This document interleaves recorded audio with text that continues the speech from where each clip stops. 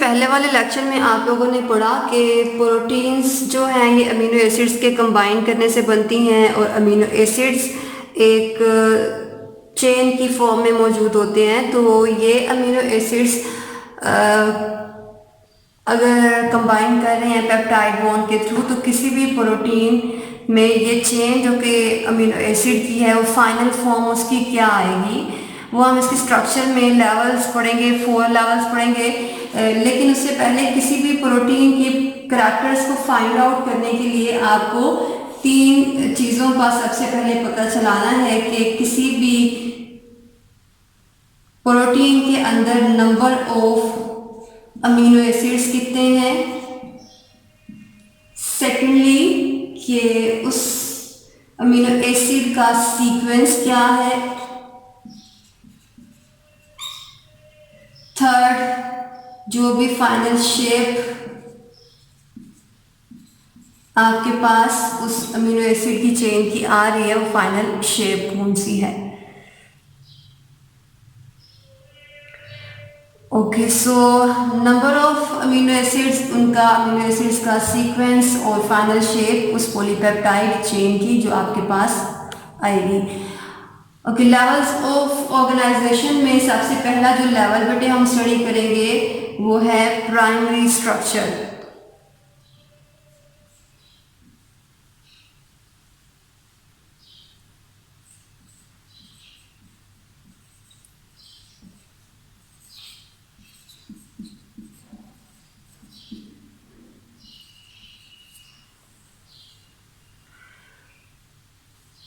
Primary structure में जो भी पॉलीपेप्टाइड आपके पास है, फॉर एग्जांपल हम कह रहे हैं कि first amino acid peptide bond के थ्रू सेकंड अमीनो एसिड से कंबाइन हुआ है, ये थर्ड से और ये फोर्थ से।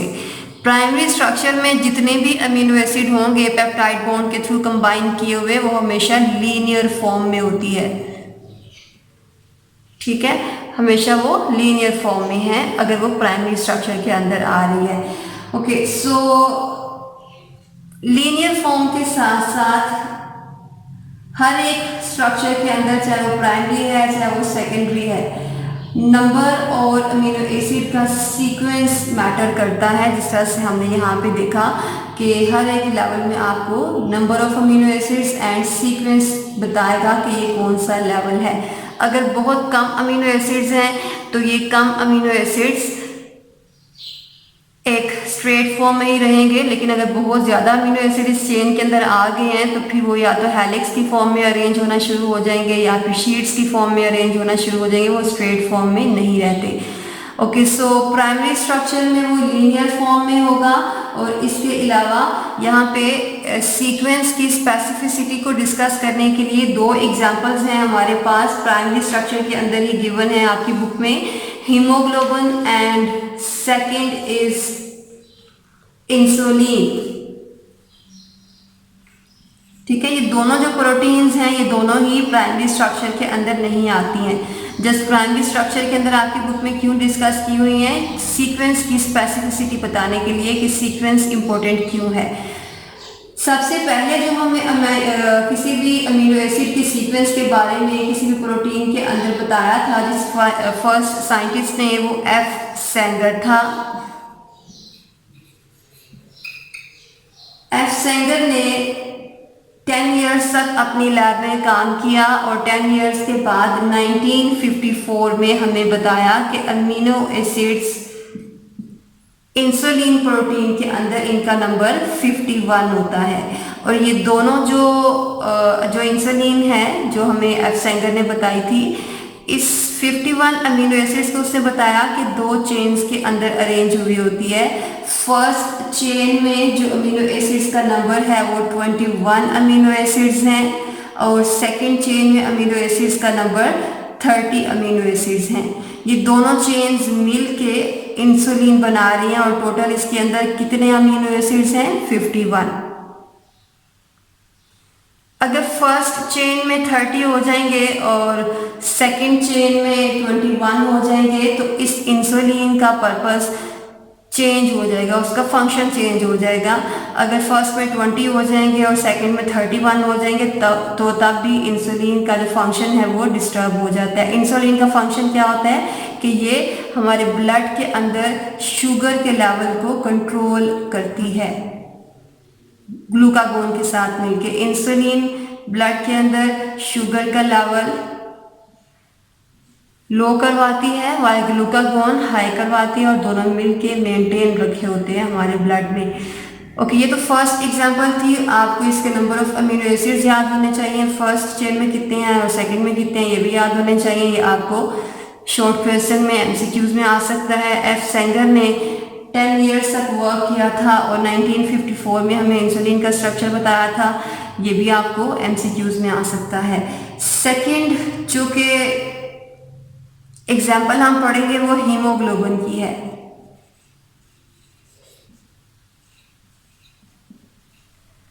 हीमोग्लोबिन हमारी बॉडी के अंदर रेड ब्लड सेल्स के अंदर मौजूद है और इसका काम क्या है कि ये ऑक्सीजन को कैरी करती है और सारे सेल्स तक ट्रांसफर करके आती है। ब्लड के अंदर ये प्रेजेंट है।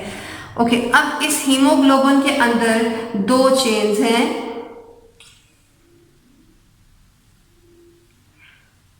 ओके, सो दो तरह की चेन्स हैं इसके अंदर, 2 alpha chains and 2 beta chains.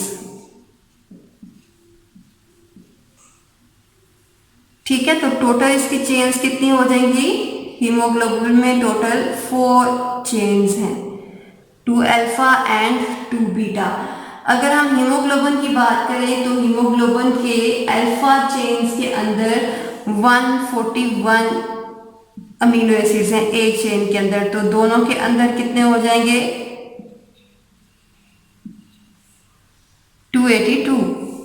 Okay, सो एक बीटा चेन के अंदर 146 अमीनो एसिड्स हैं, तो टोटल कितने हो जाएंगे बीटा चेन्स में? 146।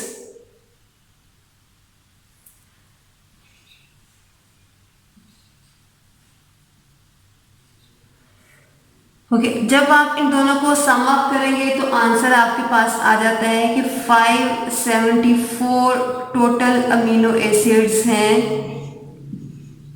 हीमोग्लोबिन में।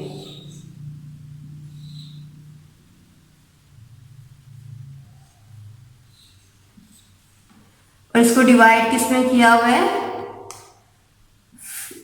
4 चेन्स हैं टोटल, 2 अल्फा एंड 2 बीटा। हर एक अल्फा चेन में 141 है तो दोनों अल्फा में 282, एक बीटा चेन में 146 हैं तो दोनों बीटा चेन्स में 292। सो एक हीमोग्लोबिन के अंदर जो 574 अमीनो एसिड्स हैं वो इन दोनों चेन्स में अरेंज हुए हुए हैं। अगर आप इस हीमोग्लोबिन के अल्फा चेन्स के अंदर 142 कर देंगे, 3 कर देंगे या 140 कर देंगे, थोड़ा सा भी चेंज करेंगे तो हीमोग्लोबिन की वर्किंग इफेक्ट हो जाती है। वर्किंग इफेक्ट हो जाती है, इट मीन्स कि वो ऑक्सीजन ट्रांसफ़र नहीं करेगी और जो सेल्स जिनको ये ट्रांसफ़र कर रही थी उनकी डेथ होना शुरू हो जाती है।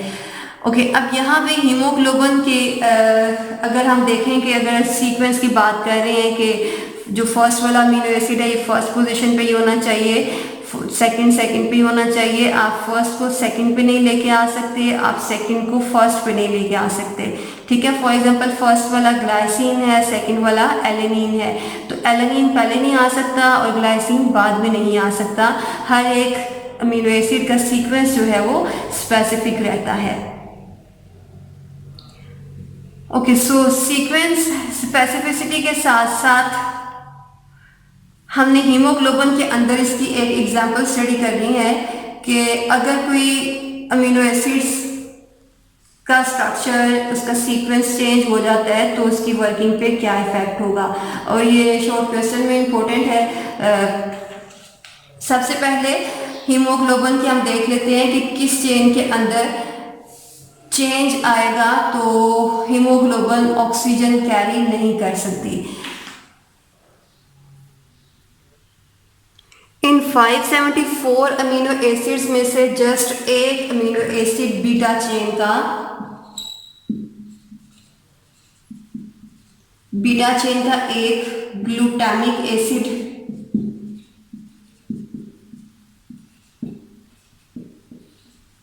विलाइन से चेंज हो जाता है।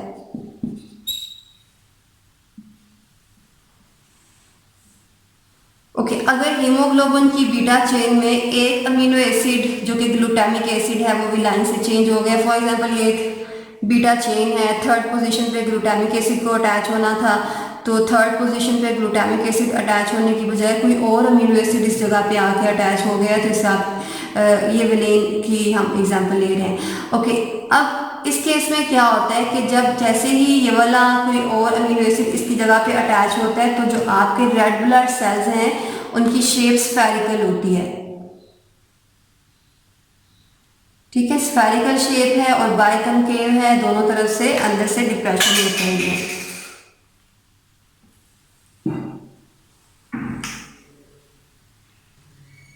ओके, सो रेड ब्लड सेल्स की जो नॉर्मल शेप है वो स्फेरिकल शेप है और ये स्फेरिकल शेप दोनों तरफ से कनकेव होती है। जब ब्लड वेसल्स के अंदर ये स्फेरिकल शेप के ब्लड सेल्स मूव करते हैं तो कोई भी हर्डल काज नहीं करवाते, कोई इंजरी काज नहीं करवाते।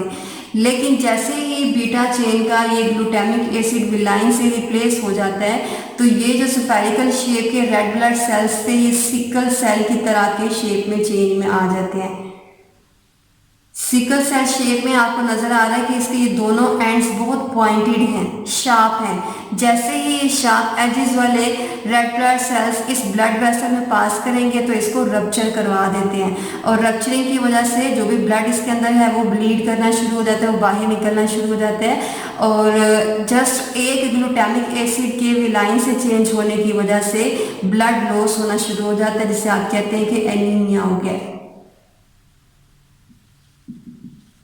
ठीक है, एनीमिया मीन्स के ब्लड की डेफिशिएंसी हो गई है।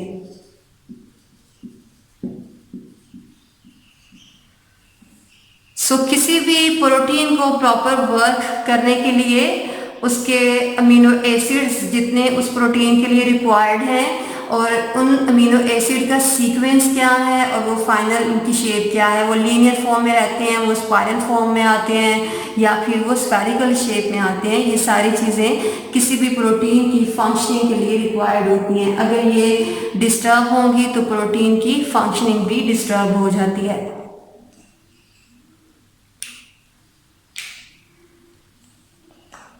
ओके, सो